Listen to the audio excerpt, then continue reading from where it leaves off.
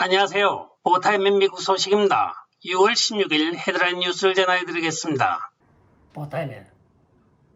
오늘의 첫 번째 소식을 전해드리겠습니다. 인터넷 익스플로러가 27년간의 역사를 뒤안길로 하고 6월 15일 인터넷상에서 영원히 사라졌습니다. 이는 마이크로소프트사가 27년 전에 시작하여 쭉 이어오던 인터넷 익스플로러를 윈도우 10에서 6월 15일 이후로는 지원하지 않겠다고 발표한 이후에 6월 15일 날 그 서비스 공급을 중단한 것입니다. 전 세계 수십억의 인구들이 사용하였던 인터넷 익스플로러가 이제는 추억만 남긴 채 역사의 대안길로 사라지고 있습니다.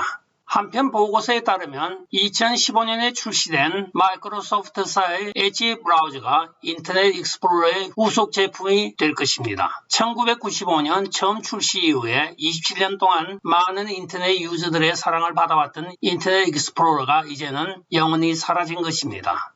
다음 소식입니다. 또 한 명의 탄핵을 찬성하였던 라이노가 지금 퇴출되는 소식이 전해지고 있습니다. 도널드 트럼프 대통령이 사우스캐롤라이나의 러셀 프라이를 지지하였습니다. 이 러셀 프라이가 현직 하원 의원인 톰 라이스를 꺾고 하원 후보 경선에서 승리를 한 것입니다. 톰 라이스 의원은 도널드 트럼프 대통령 탄핵을 찬성하였던 라이노 중에 한 명입니다. 사우스캐롤라이나가 이상하게 라이노가 많은 것으로 유명하였는데 요번에 한 명의 라이노가 퇴출됨으로써 라이노 수가 한 명 줄게 된 것입니다. 많은 사람들이 톰 라이스 하원에게 질렸고 탄핵 투표는 어느 누구나 그가 누구인지를 극명하게 보내준 사건이었다고 하며 도널드 트럼프 대통령이 러셀 프라이 하원 후보 지지 성명에서 밝힌 바가 있습니다. 따라서 톰 라이스는 이번 기회에 아마도 공화당 정가에서 퇴출될 것으로 보여지고 있습니다. 그러나 끝까지 그는 가장 위대한 공화당의 지도자는 리즈 체니라고 칭송을 하고 있습니다. 참 끼리끼리 놀고 있습니다. 다음 소식입니다. 일론 머스크가 2024년도 대통령 투표에서 자기는 공화당 후보를 지지할 것이며 특히 공화당에서 론 드산티스 플로리다 주지사를 지지할 것이라고 말을 하고 있습니다. 그는 2020년 대통령 선거 때는 앤드류 양 민주당 후보를 지지하였다고 밝힌 바가 있습니다. 또한 오늘 그는 자기가 플로리스 의원에 투표하였다고 하며 그녀의 당선을 축하하고 있습니다. 일론 머스크가 최근에 부쩍 정치적인 발언과 행보를 많이 하고 있는 것도 우리가 눈여겨볼 만합니다. 다음 소식입니다. 몸짱이며 건장한 사람은 파시스트 또는 극우주의자, 나치주의자로 분류되는 현상이 미국에서 일어나고 있습니다. 이는 최근에 MSNBC에서 앵커들이 새로운 나치주의자들과 백인 극우주의자들은 자기들의 신체를 건장하게 하고 또한 강건하게 하는 것을 모토로 삼고 있다고 합니다. 이들을 신나치주의자로 표현하고 있는 MSNBC 앵커들에 따르면 2차 대전 당시 독일의 아돌프 히틀러가 젊은 사람들을 선별하고 그들을 체력을 강인하게 하여 특별히 친일을 조직하였다고 하며 미국에서 불고 있는 피니스 붐이 바로 이런 나치즘에서 기인하는 것이라고 엉뚱한 논리를 펴고 있습니다. 이들의 논리에 의하면 몸짱이 되는 사람은 전부 나치를 신봉하는 자가 되는 것입니다. 등산을 해도 되지 않습니다. 그러나 이 앵커들의 표정을 보면 여러분들 이해가 가실 겁니다. 바로 리카르다 렌과 클라우디아 로스가 이런 주장을 펼치고 있는 것입니다. 비평가들은 이것은 신체적으로 불리하고 그다지 이쁘지 않은 좌파와 좌파 극단주의자들이 세상을 상상하는 방식입니다라고 따끔하게 꼬집고 있습니다. 다음 소식입니다. 미시간주 법무부 장관 데이나 너셀은 수요일 한 행사장에서 드래그 퀸은 모든 것을 좋게 만든다는 발언을 하였습니다. 따라서 모든 학교에서는 드래그 퀸 행사가 있어야 한다고 주장을 하였는데 이 주장은 바로 하루 전날 조지아주 하원 의원인 MTG 의원이 모든 학교 행사에서 드래그 퀸을 공연을 하고 학생들을 데려오는 것을 불법으로 금지하는 법을 만들겠다고 공언한 이후에 나온 발언입니다. 미시간주 법무부 장관의 이 발언에 대하여 미시간 주지사 후보인 큐럴 닉슨은 내가 주지사가 되면 진보운동과 드래그퀸, 트랜스우월주의자가 아니라 학부모들이 모든 것을 결정하도록 하겠습니다. 급진적인 행동주의 정치가들이 우리 아이들을 성적인 대상으로 이끌던 시대는 끝났습니다고 단호하게 이야기를 하고 있습니다. 본인이 드래그퀸을 옹호하고 지지한다고 하면 손자나 아들을 데리고 드래그퀸 하라는 소리입니다. 참고적으로 드래그퀸은 여장 남자 쇼를 말하는 것입니다. 간단히 쉬히죠.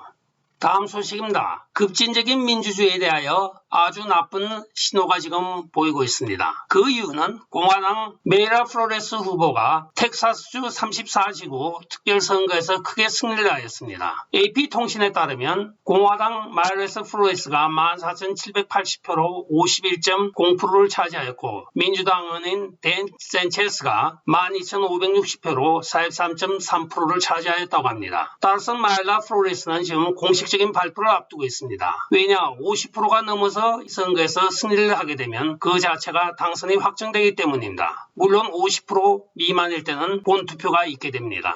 따라서 최종 집계가 공식적으로 집계되는 대로 마이라 플로레스가 34지구 텍사스 하원 의원으로 확정되게 되는 것입니다. 플로레스는 전 대표였던 팔맨 벨라를 대신하여 의원직을 맡게 되고 내년 1월 임기 말까지 그 자리를 유지하게 됩니다. 이는 민주당이 차지하고 있던 의석이 공화당으로 넘어가는 이변이 미국 전역에서 일고 있는 가운데 텍사스에서도 지금 일고 있는 것입니다. 멕시코 토박이인 플로레스 의원 당선자는 2014년도에 대학을 졸업한 신출내기입니다. 축하합니다.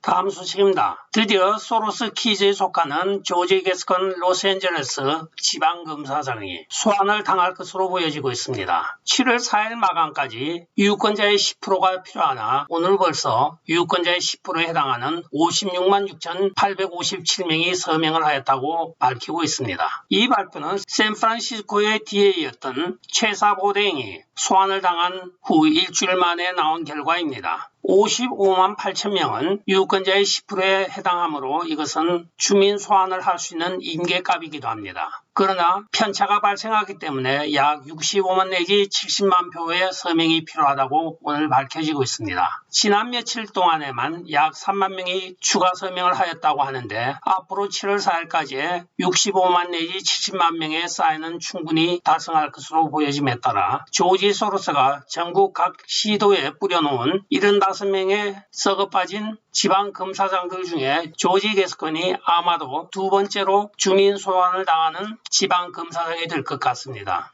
다음 소식입니다. 국경 순찰 대원들이 말채찍을 가지고 이주민들을 학대한 것으로 보도가 되었던 유명한 사진이 있습니다. 바로 이 사진입니다. 얼른 보면 국경 순찰 대원들이 말을 타고 불법으로 입고 간 사람들에게 말채찍을 휘두르는 듯한 모습을 보이고 있습니다. 그러나 실제적으로 국경 순찰 대원들은 말채찍을 사람에게 휘두른 적이 없다고 합니다. 이것은 악의적인 CNN 카메라 작가가 이렇게 앵글을 잡은 것입니다. 조 바이든이 이 광경을 보고 발끈하여 한마디 성명을 발표하자 이 대원들은 국경 순찰 임무에서 배제가 되고 또한 그들은 이주민들과의 접촉도 차단이 되었다고 합니다. 여기에 이의를 신청한 이 국경 순찰 대원들을 위하여 지금 조만간 청문회가 열릴 예정입니다. 이 사진을 찍었던 사진 작가는 자기 자신이 의도적으로 찍은 것은 아니고 찍다 보니 그렇게 된 것인데 오해를 불러일으켜 죄송합니다 하고 이야기를 하고 있습니다. 그러나 그가 찍은 사진들을 보면 의도적으로 연출한 것이 분명히 보이고 있습니다. 채찍을 들고 있는 각도나 또한 불법 이주민과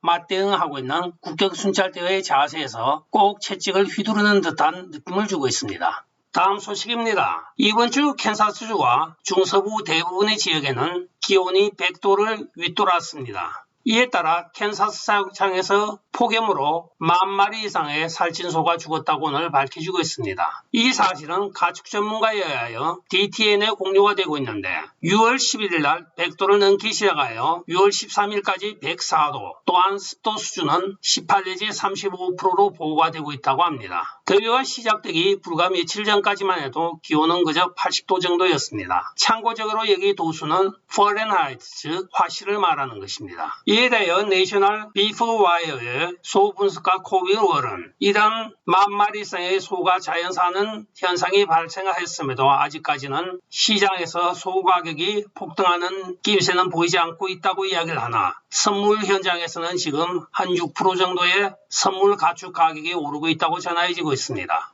오늘의 마지막 소식을 전해드리겠습니다.